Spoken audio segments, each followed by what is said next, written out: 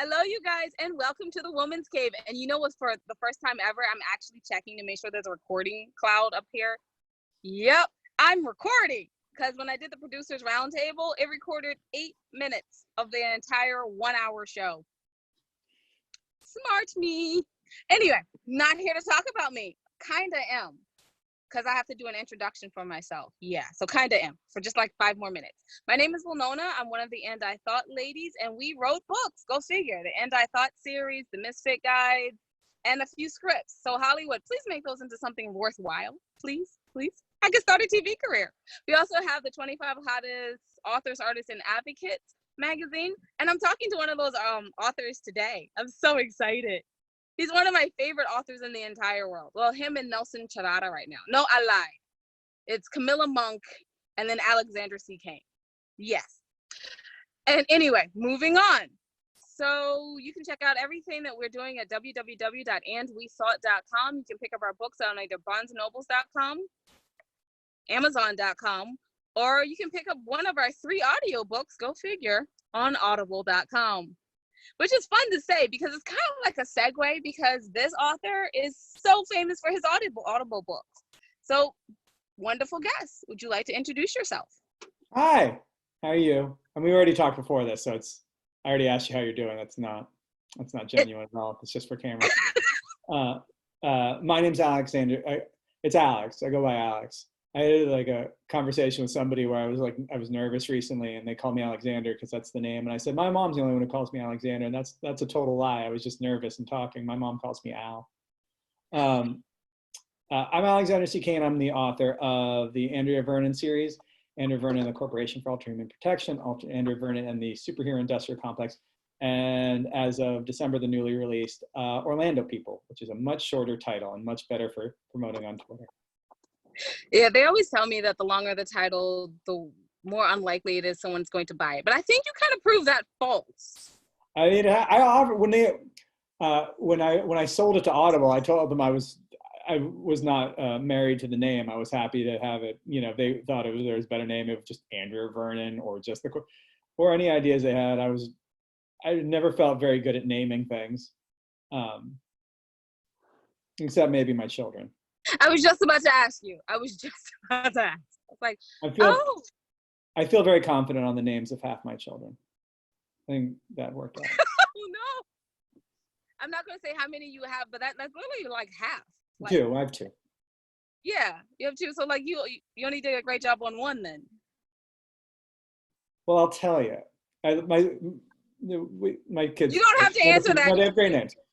We have a challenge. We had to work for my son's name because when we named my daughter, there is a history of wonderful, amazing women in our family. With my son, there is a history of total dirtbag criminal men. So my daughter were like, oh, we could name her after this grandmother or this grandmother. Like the list just went on. And with my son, this is my side of the family, not my wife's side of the family. Everyone's a gentleman on my wife's side of the family. But on my side of the family, it's like, well, we could name him after my grandfather who was part of the mafia. Or we could name him after my grandfather who abandoned his family and didn't talk to anybody again and started another family. Like, it was just, there weren't good options. So, okay, this explains why you have awesome books then. Oh, thank you. Yeah. Okay, so if anyone is like going to get like a root canal next week, put his book in your ears on the Audible, put it on your earbuds, listen to it. And you will or if you're going to the beach, laughing. You can have a positive experience and listen to the book too. It doesn't have to be something painful. It doesn't, but you'll end up laughing while waiting for a root canal. Thank you. It's just that funny. Like, if there's turbulence on a plane, I will literally put his book on just so I can laugh through turbulence. Of course, everyone looks at me strange because they're like, it's turbulence. What's wrong with you? And I'm like, have you heard this book? It's great. Thank you. Okay. I always have those moments of like riding the subway, listening to an audiobook and just like breaking out laughing. I'm like, it's new. Nobody really wants to look at me, but every now and then I'd be like, it's really funny. I don't know. I'd share it with you, but it'd be weird. So I'm talking about his book, Andrea Vernon and the Cup. His Orlando People book is a little more serious. It's a little more. Did you finish it? No. Okay, that's fine. I'm sorry. No, It's okay, fine. so I was told by an actual real journalist I should never say that. So yes, I'm No, I lying to you. appreciate Yes, I that so check it. much. I'm glad you don't. No, it's fine. It's fine. You think it's more serious? It's a little more serious. Like Yeah, it's it is. like Andrew Vernon is very light and it's very fun. I'm not a pun person. That is probably surprising to hear because the books are full. Like the first two books are like all puns because I have to name superheroes, and like I wasn't just gonna name all of them like Orange Justice and just like things that were like meaningless. Like they have pun name. I'm working on Andrew Vernon 3 right now, and there are ones where I'm like this is the one where people finally call me out for some of these. These are just ridiculous. Um, but it's like it's a sillier thing. It's a little more fun. I think the second book might be a little more serious than the first. But yeah, Orlando People is more of like, a murder mystery thriller with comedic elements. Okay, so because both books are cool, Yeah. I'm gonna go like this. So the first one is laugh out loud funny, and the second one I have not finished it, so do not take my word for it. It's kind of like cozy mystery on steroids. Yeah, let's Yeah. go with that. I mean, Because in so cozy mystery, you laugh, but you still want to turn the next page because you're intrigued. And the someone asked characters me are which books are harder to write because I'm working on Andrew Vernon 3 and Orlando People 2. I'm like, which one's harder to write? And it's like Orlando People is easier to write. Not that any book is easy to write, but like Orlando People is like a straight up plot and like follows things and like the humor can come naturally. Whereas like Andrew Vernon, there's so many things I got to do, and like every like scene is like a comedy sketch that like I have to like I'll look at it and be like, this is not like good enough, and like the one of the main characters, Ms. O, speaks in like these folksy Southern sayings, but they're all like made up and they have to be completely original, and I never repeat one. And sometimes I'm like, did I already do one where she used an aardvark? And it takes like I'll just like stare at it before I'm like, I'll come back, I'll fix this later. Like those books are like, yeah, like I'm trying to create the effect it's had on you of like, oh, it's just like knockdown funny. Whereas Orlando People, I wanted it to be more of this is a story, this will, uh, get you turning the pages, even though there are no pages because it's just an audiobook right now. Oh, that's right. I always forget that your books are audiobooks. They feel so darn real. I swear in my mind, I'm like, no, I was reading it on the beach. And it's like, you were, but it was like, idiot. Andrew Vernon 1 is coming out as a print and ebook, hopefully this month. That's a work in progress. All right. So we're coming up, right? So we have to get it like signed. Yeah. I don't know how to sign anything. I'm worried about this. Is one of the things I'm concerned about. This is a real concern I have. Like if ever, now that there's going to be print books, and I never was prepared for fans. My first published book was only a couple of years ago, and I just thought I'd never get published. And then it got published, and now there's a fan base. My signature is just, does anybody actually sign their like a signature now? Because when do you need it? Every time you go to the store and they tell you to scribble it, and I hand my kid the stylus, and he just goes like that. And we all. But I bet you he loves it. Oh, he loves it. My daughter's Yeah. 2 now, so she can do it too sometimes. I just hand one of them pen. So I haven't really signed anything. Anytime I sign anything, it's just there's a master criminal out there that saw me do that, and it's just tracing out where I drew on the screen, like he drew this. But I don't know. Like, can I just? I just want to say quickly, because I never get to make a joke while you're here because you're just that funny. So I'm gonna try my hand at it. But if you are this master criminal, please know that the big axe is his personal friend. He will come after. That's true. Okay, moving on. Sorry. 8.5 feet tall. In the current reality, though, imprisoned by the force of evil. So can I just, if I sign some, if someone like came up to, I'm saying like a lot, my wife would be going crazy right now. If I have a fan come up and say, here's a book, can you sign it? Can I just write my name in script? Can I just do that? Because it'll say Alex Kane, and they'll be able to tell it says Alex Kane. Because if I sign make sure the A is like, rather, you can read it, and that's just about it.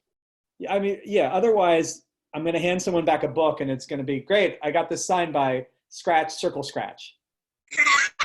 And I feel like, I think that's more disappointing. I think the even worse part is it's like signing yearbooks, isn't it? except you don't actually know most of the people who come up to you. So if I ever did a book signing, I've never had to worry about this. My first book came out 2017. I think it was August 2017. So I've had about almost 2.5 years, over 2.5 years of having books out, but not having anything that I could sign.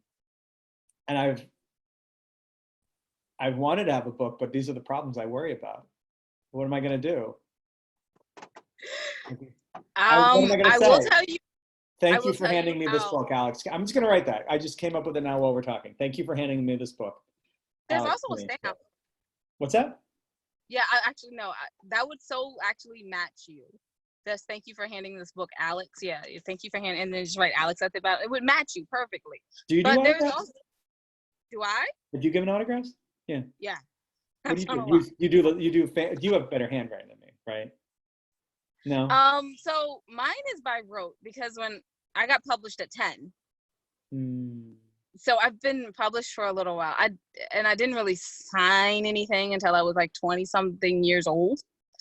But before that, I wrote mystery novels and people would read them. And I got like a small semi-agent. And then at that time I was married. So my husband made me practice signing my name for an hour every day in different styles.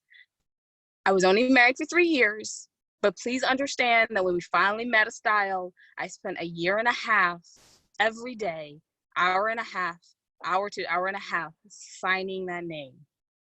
Can I get a stamp? I'm gonna get a stamp. Yeah, I was just about to tell you, Staples has a stamp. I get a stamp. It says my name. There you go. Yeah, they have it. But I mean, if you want to put like an hour into it, you can, and you'll write it by rote. Like when someone hands me a book, I literally sign it like that immediately. Like it has like a character in it. It has a heart. It has squiggly lines. It has a when I was in high school, I gave everybody my fingerprint. I gave my thumbprint. What I would do in yearbooks, I'd take like a pen, not like a normal like big pen, but one of the like fine point pens or whatever that has much, and like get ink all over my thumb and then I'd press it in their yearbook. I don't know why I thought that was funny. It's kind of cool though. But I mean, how many crimes do you think you've committed since then? You know, people just rubbing it off and be like, yep, Alex was here. That wasn't me. My relatives are all on 23andMe or any of those other gene things. And it was like, if I go down for a crime because you gave your DNA to 23andMe, I'm not going to be happy. I don't think I've committed a crime. Yeah. What okay, if I think it's the same thing. What if I decided to rob a bank in my later years? Because why not? And then they're like, oh, yeah, your sister gave her DNA. And so we were able to track you down from the coffee cup you left at the bank. I guess it's my fault if I leave a coffee cup at a bank I robbed. I feel like this should be the beginning of something. Yeah. I feel like there's an actual story there. I don't know why, but I think you probably the only person who could write it. I couldn't do it. I think I got a poem though. Yeah. I got a poem from that thing. Okay, so anyway, let's talk about Orlando people. Oh, tell you what to talk about it? Yes. Okay. What was the inspiration? How was it to write something different? Were you refreshed or were you frustrated? I was saying to you before we started this, I started 2 other books after I finished Andrew Vernon 2. I started 2 other books, and I started them, and there were things I liked about them, but it wasn't there, and I wasn't excited to keep writing it, and I kind of stopped them. And I had this idea for a while. First off, that I wanted to write about Orlando because I grew up in Orlando. And I think a lot of the representations of Orlando and Central Florida that I see, there's some really good ones. There's actually a lot, there's been a fair amount of books that have come out. There's Florida by Lauren Groff, which is a collection of short stories. And there's Mostly Dead Things by Kristen Arnett. And both those take place in northern Central Florida. They're both really good, but they take place in northern Central Florida, which is a lot more woodsy. And my experience is Orlando, which is a very weird place. But I think still kind of misunderstood. There are a lot of things. What led me to it is a lifetime of things, leading up to it, and people I know and experience I had in the first 18 years of my life growing up there. But specifically, I put the story on my Facebook page. I was at a minor league baseball game for a friend's bachelor party. It was the Brooklyn Cyclones against the Staten Island Yankees in Coney Island. And the Brooklyn Cyclones are running this special called the pancake batter. Ooh. So they pick a batter from the opposing team, and if he strikes out 3 times, everybody gets free pancakes. Oh yeah. Mm-hmm. So I don't know if you've ever been to a minor league baseball game. Nope. So it's not a very tense atmosphere for the most part. You go there, everyone's hanging out, they're all chatting through the games, there are lots of kids there. No one really cares that much who wins or loses. This is my experience. Perhaps other people have gone to more competitive minor league baseball games, but everyone's having a good time. And so I didn't really know about the pancake batter till later in the game when someone explained to me, because it went from everyone's having a chill time to everyone is laser focused on what's happening because the pancake batter is up. And so he struck out twice, and he was up in the top of the 9th. And it was unlikely he would be, it was not going to go to extra innings. So this is his last chance. He struck out twice. If he strikes out one more time, everybody gets free pancakes at IHOP. Oh, nice. Everyone's on their feet. Everyone's locked in. He's got 2 strikes on him. He fouls the ball off. Everyone's like losing their minds. Why won't he just strike out? We want our pancake. He goes, swings and misses on the last pitch. He strikes out, and everybody gets free pancakes. And people are screaming. I have been to Game 7 of the NBA Eastern Conference Finals when the Magic played the Pacers to go to the NBA Finals. I have been to college football games with high stakes, and I've never seen a crowd react the way everybody did when they got free pancakes. And I was watching this, and I just kept watching the guy walk back to the dugout. I'm like, this guy is really great at baseball in a general sense. He's probably not going to make the majors, I'm guessing. But this guy has a gift. I can't play baseball at all. I couldn't hit a baseball going 50 miles an hour. This guy could probably hit a baseball going 95 miles an hour. You know, and here he is. He probably was a great baseball player when he was a kid, and he probably played it in high school when he was great, and he was, thought he'd go pro. And here he is, he's walking off, going to the dugout, and he's a joke right now. Like, he is so talented. He is one of the top 1% of baseball players in the world. He's really good at this, but just good enough for it to be a joke and for him to get humiliated in this way. And I thought about that, about someone who has a really special gift that is just good enough to not be enough. And I know a lot of really talented people in my life, writers and actors that I've met, who I think are brilliant, who I think are great actors and great writers. And I think this person should be in movies, or this person should be writing their own TV show. And it just doesn't happen. And I thought about that a lot.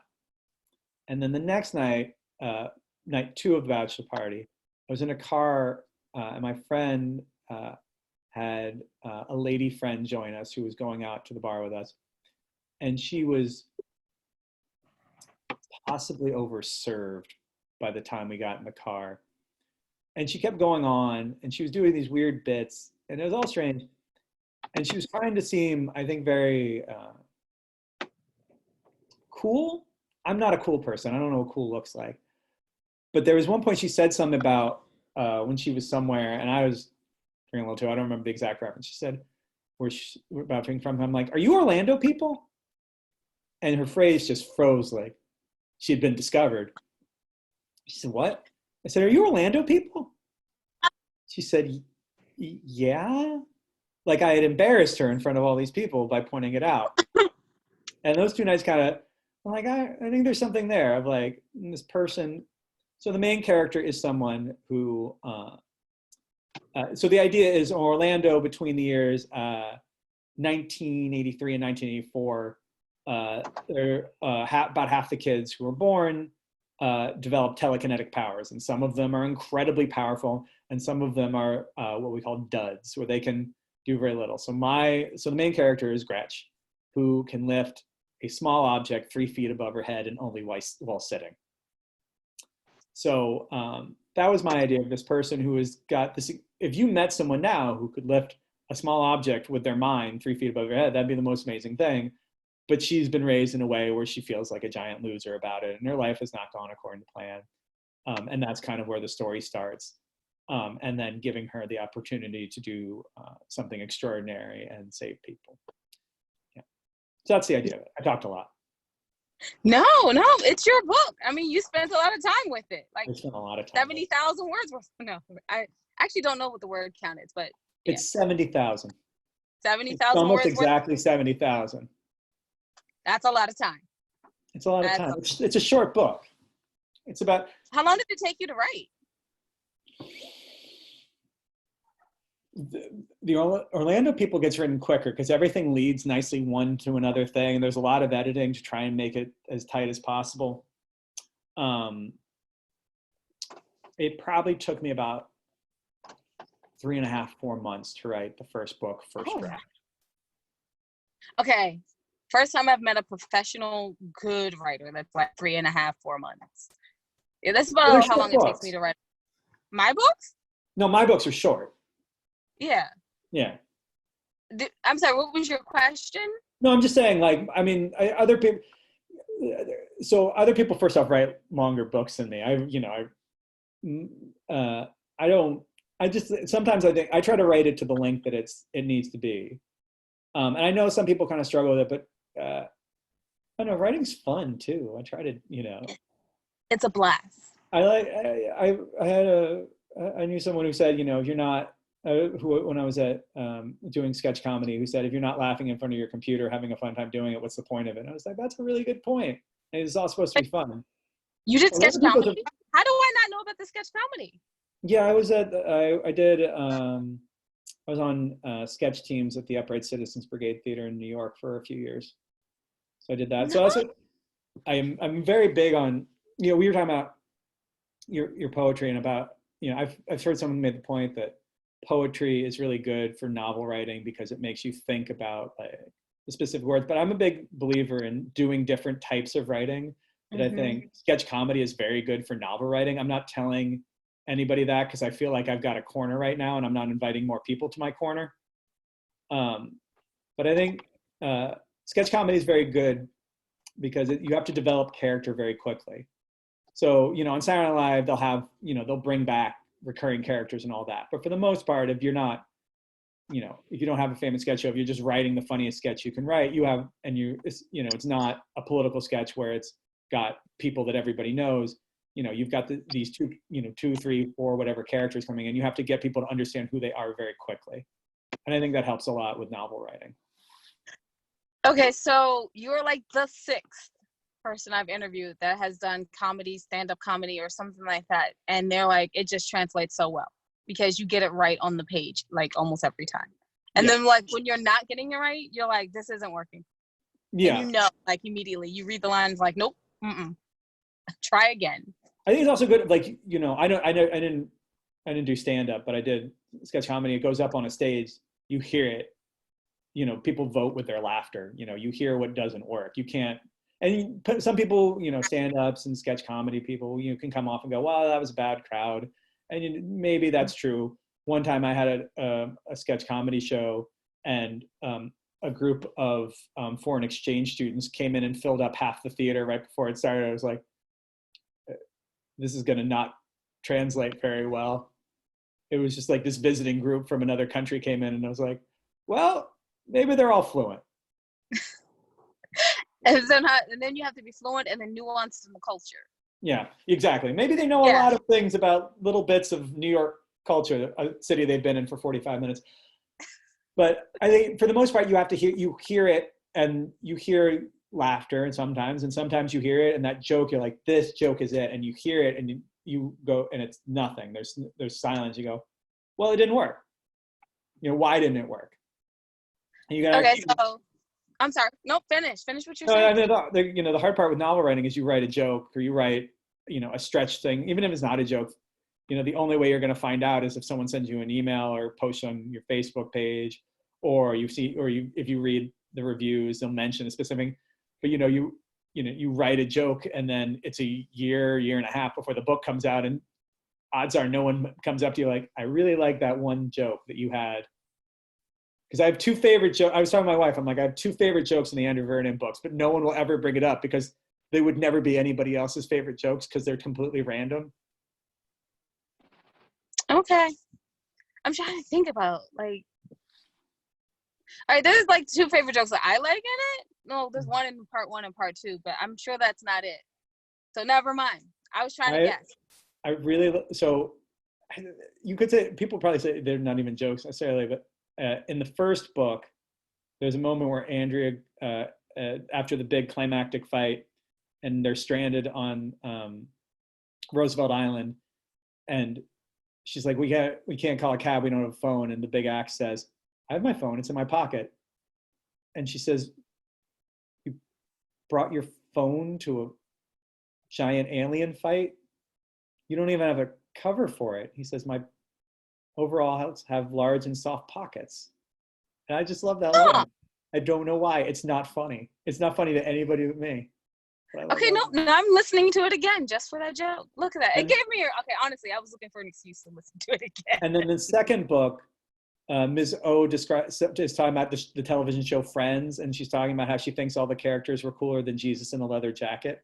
And I don't know. It's barely a joke, but I think about that. This is me quoting my own writing. I'm sorry, but this is kind of cool. Sorry, no. I like that one. I do like that one. I didn't get it, but I did like it. I was just like, huh? Okay. All right. Anyway, no, now I remember the whole scene. Thanks for that. So that messed up my next two questions. Thank you. So give me a second. About that. Question 1 was going to be, so you have a literary agent, and since we have a large author base and everyone wants one, can you tell us how you got yours? My story is so obnoxious. I will tell you, yes, I will go through how I got an agent, but it's sort of backwards, because this is the thing for anybody who is a prospective agent. If you look up stories of how people got their agents, all of them are obnoxious. Every single story, because I did this, because I searched for an agent for about 1.5 years for Andrew Vernon 1, and I would read every story I could come across from an author of how I found my agent, and they were all basically, I sent out all these query letters, I worked on my query letter, I did all this, and then it turned out my best friend from high school was an agent, and he took me on. There's so many stories like that you just go, I give up. It's not gonna, and then, sometimes they're like, oh, and then I met an agent at this thing and we just hit it off. And it's very difficult. So what I did the thing, I sent out query letters over and over again, over 1.5 years. I got a couple of requests for either the full manuscript or a partial 50-page sample. It's really awful. It's an awful process. It's kind of how it has to be. It's rough on the agents too. They get they have so many things to read through, and they have to pick out a diamond from the rough and all that. So I sent all these out, and it's very stressful because every time you open your phone, there's an email. Maybe this is the thing that changes my life, or it's yet another rejection. Oh, it's spam. It's just spam. Everything's fine. I thought I'm safe on weekends and holidays. And then I got a response on Thanksgiving, which was actually a request for a partial. He turned it down, but it was a request for partial. And then I was at a friend's wedding. I was at a party, woke up the next morning on a Sunday morning, and an agent had sent me a rejection at 2:30 in the morning. I'm a parent. I thought maybe this person has children, or maybe this agent was like just out at the club being going, this one sucks. I have to admit, it's one of my favorite stories. That's why I always ask. Yeah. So what I did in the end was I decided to bet on myself, and I decided I was going to self-publish. I said because I didn't want to do that anymore. I think when you're looking for an agent, you feel very, we were talking about control before and how you feel, you feel kind of out of control of your own life. And what you're basically doing is asking people to love you over and over again and hoping that you don't get an email back that says, I just don't quite love you. I was interested in some of your love, but I'm not really willing to commit to it this time. You get so many of those emails. I put on my glasses again, like I'm about to say something scholarly. I just didn't want to do Actually, it when you anymore. did it, I started paying attention. I was like, this is important, people. You know, I think it's such a hard, I think about, you know, as a parent now, you know, my son or daughter gets into something like this or something totally different. Of you tell people not to give up on things, but there is a time where you give up on either something or doing it in a certain way. And I wasn't going to keep doing it. I wasn't going to keep sending out emails for this book that I think I said, I believe in this book. I think this book is good.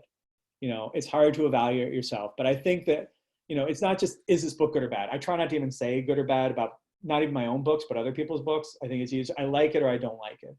And I said, I think people are going to like this book. I think this speaks to people. And I think this is a book that's different from what's out there. And I think it will connect with people. And I think it's worthwhile. And I'm going to self-publish. So I took the first step and I went and reached out to a freelance editor to edit the book. And then she agreed to do it. So I hired her. And then as she went through it, she said, this is really, really good. I like this a lot. I don't say this all the time, but I actually know someone who might really like it. Do you mind if I send it to him? I said, absolutely. I said, I can wait on self-publishing. And she sent it over to Audible. And my contact, Steve Feldberg at Audible, read it and he really liked it, connected with him. And they made me an offer. And I had no idea what I was doing. They sent me over a contract. I had no agent. So I did this with no agent. And part of it is because specific Audible, but specifically Steve. Steve is a wonderful human being who supports authors and could have easily taken advantage of me because I had no idea what I was doing. And it was I took the contract to the lawyer who my wife and I used when we bought our house. And he was very nice about it, but was not an entertainment lawyer. I'm giving you a long answer here, but to get to the end of it. So I signed the deal with them. So I sold Andrew Vernon by myself without an agent. And the plan was to continue. And what I was going to do was self-publish still because I sold just the audio rights. So I owned the print and ebook rights. So the idea was I was going to self-publish those myself. And then we had, someone wanted to buy the movie rights to Andrew Vernon. And it didn't end up working out with that deal did not end up going through. But because they started reaching out, that got around to people that someone was interested in the movie rights, and a couple agencies heard about it and reached out to Audible. And then Audible put them in touch with me. I sent over the book. And then it got to my agent, Sam Morgan, who's now with Lots, but was at Foundry at the time.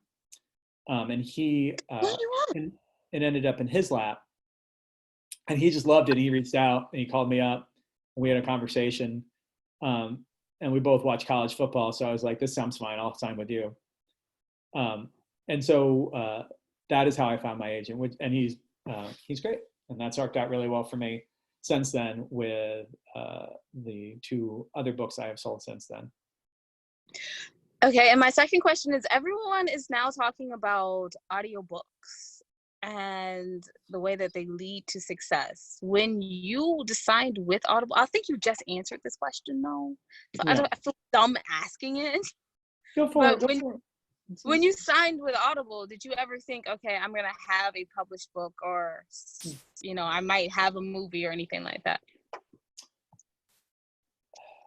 Yeah, I mean, I always knew there was going to be when I signed that deal, I thought I'm going to self-publish the book. I didn't think anyone was going to listen to it.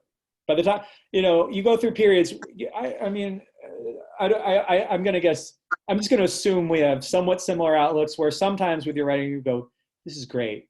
This is going to be a movie. This is going to be the biggest movie in America. I'm going to be on Carson, except he died 25 years ago. But you get my point.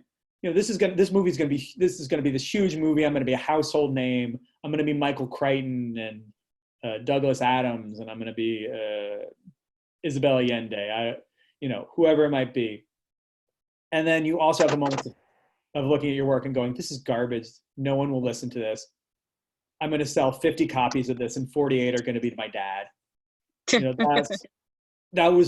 I went back and forth with those perspectives. So, what has actually happened? Obviously, there's not been a blockbuster movie of anything I've written, but, Audible's been very supportive of the book. And it's not because of them that we don't have a print and ebook. Yeah, and we'll finally have one for Andrew Vernon. We'll have one for Andrew Vernon too, but they've been very, very supportive. And, the book did not do well when it first came out, but Audible believed in, they stuck with it, and it ended up selling a bunch of copies. So, we got to do Andrew Vernon 2, Andrew Vernon 3, still working on that now, but yeah. Awesome. So when can we look forward to hearing more from, wait, let me back that up. I do have one more question. Okay. Would you suggest the audio section as a way for other authors to go about their career? Yeah, I mean, it's just as hard to, the thing is, it's just as hard to break into. And my thing was so random, I always recommend look for an agent first. Agents are very helpful. My life with an agent, my career with an agent is much better off, than it would be if I didn't have Sam, who does lots of great stuff and understands the industry. And, it's very difficult to find an agent, but if you can do it, it is definitely worth it. It is worth investing that time. And I don't really know a lot about the independent audiobook market. I know it is challenging. But audiobooks, it's an expanding market. It really, it's gotten bigger and bigger. Audible is doing more and more original. So there's more, and they're bringing in bigger names, but they're also bringing in new writers as well. So it's a terrific opportunity if anybody got that deal offered to them that I got of doing a temporary audiobook exclusive, it's been great. They've been really incredibly supportive. So if anybody from the audio section is listening to this, first of all, you'll see me in a couple of weeks. So, hey, early hello.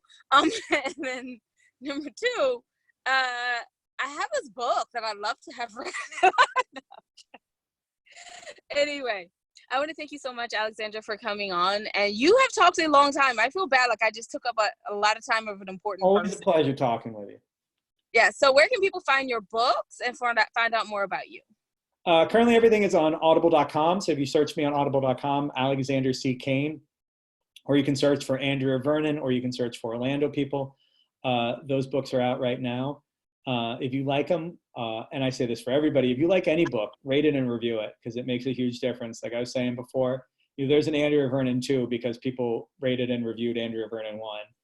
There were times where, that could have been the end of the book, and people started writing these reviews that got turned into 5-star faves emails for Audible. So if you like a book, especially if you see it's one that doesn't have a lot of reviews, put that review up. It matters. Recommend it to friends, because that makes a huge difference. That makes the difference between a book you like that seems like it would be a really good series and a series. So